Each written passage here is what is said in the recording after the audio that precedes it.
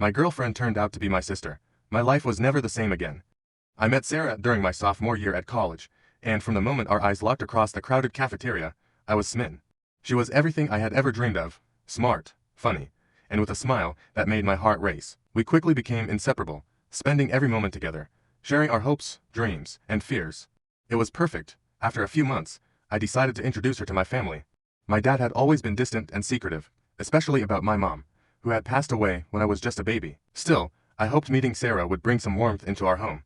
The night of the dinner, Sarah was a bundle of nerves. "What if your dad doesn't like me?" she asked, squeezing my hand as we walked up to the front door.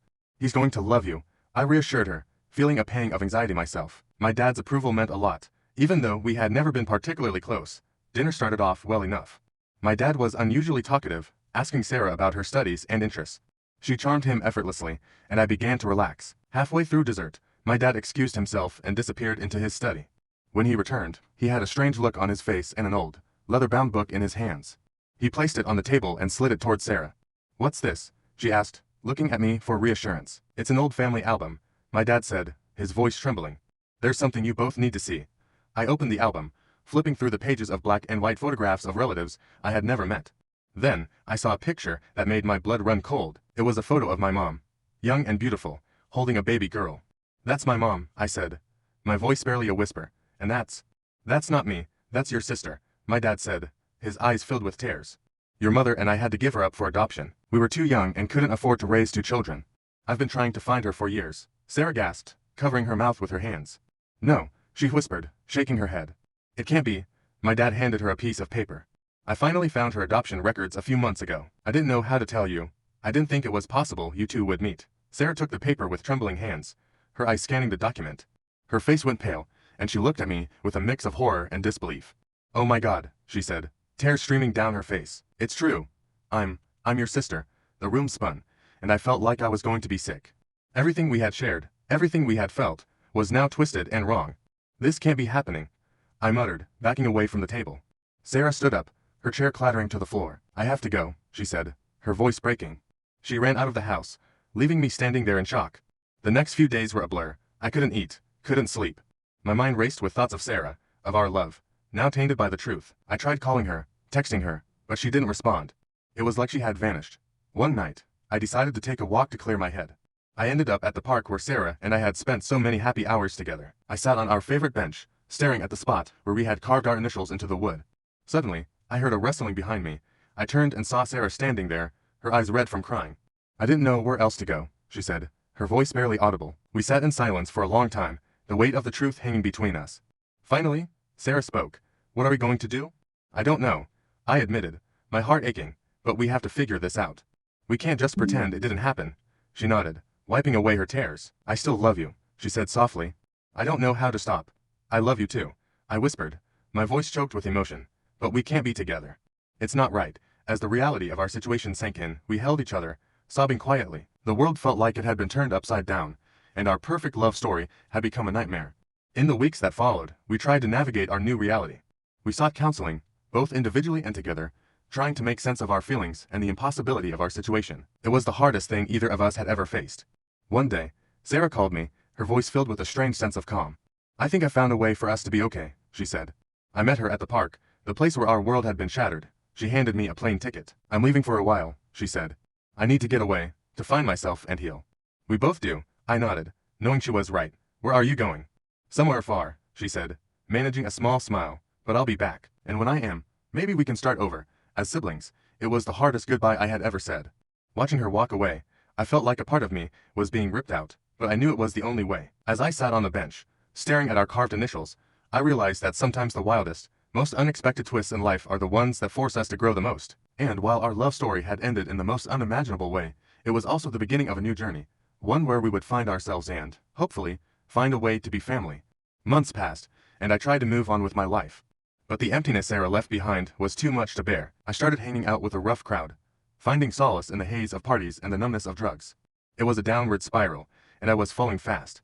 One night, I found myself at an underground rave, the music pounding in my ears and the lights flashing in a dizzying array of colors. I was high, lost in the euphoria, when I felt a tap on my shoulder. I turned to see a man with a menacing grin, looking for a good time. He asked, holding out a small bag of pills. I hesitated, but the craving was too strong. I took the bag and handed over some cash. What is it? I asked, my voice slurring.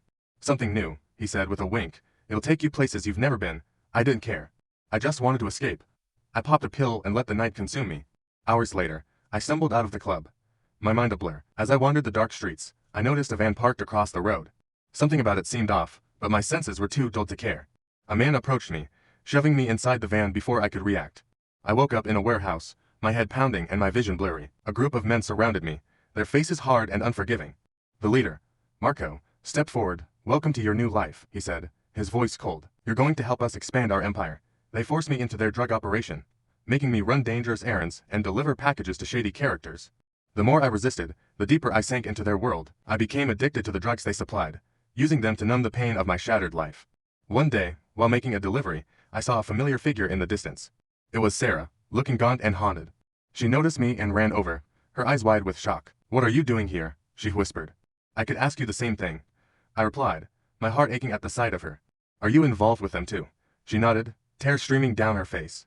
I tried to find you, but they found me first. They threatened to kill me if I didn't cooperate. We were trapped in a nightmare, bound by our shared misery and the twisted fate that had brought us together. We had to find a way out, but the cartel was ruthless. Escape seemed impossible. One night, Marco called a meeting. He stood before us, a sinister smile on his face. We have a new mission, he announced. We're going to make a statement that no one will forget. He revealed a vest packed with explosives, a suicide bomber's weapon. My blood ran cold as he explained the plan. We were to infiltrate a rival cartel's territory and blow ourselves up, taking out as many of them as possible. Sarah and I exchanged terrified glances. This was our chance to escape, but the cost was unimaginable. As Marco handed me the vest, I felt a surge of desperation.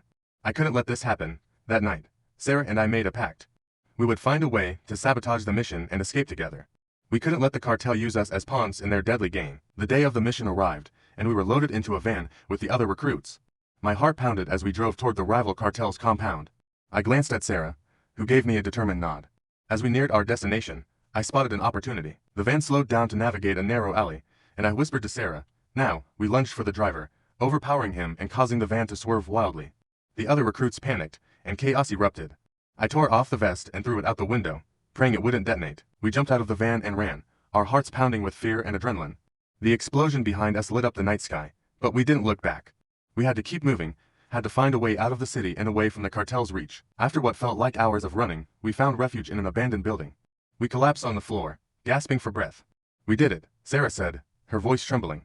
We're free, but our relief was short-lived. The cartel would be hunting us, and we had no idea where to go or how to survive. We were fugitives, bound by our shared past and the desperate hope for a future free from the shadows of our lives.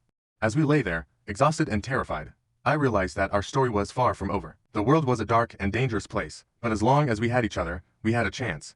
We would fight, we would survive, and we would find a way to reclaim our lives from the wreckage. But for now, all we could do was hold on to each other and pray that the dawn would bring a new beginning. As the adrenaline began to fade, I felt an overwhelming surge of emotion. Sarah was here with me, against all odds. The distance that had grown between us over the past months seemed to evaporate, replaced by a desperate need to reconnect. I reached out and took her hand, and she looked at me with those same eyes that had once made my heart race. I thought I'd lost you forever, I whispered, my voice cracking. She moved closer, her face inches from mine. We'll always find our way back to each other, she said, her voice soft but resolute. In that moment, the world outside ceased to exist. The fear, the pain, the chaos, they all melted away. All that mattered was us. I leaned in, my heart pounding, and our lips met in a kiss that was both familiar and new. It was a kiss that spoke of lost time, of heartache, and of a love that defied all odds. We pulled away, breathless, our foreheads touching. We'll figure this out, I promised, my voice steady. Together, she nodded, her eyes filled with a fierce determination. Together, she echoed. And in that abandoned building, amidst the ruins of our past, we found a spark of hope. It was a small, fragile thing, but it was enough. As long as we had each other, we knew we could face anything.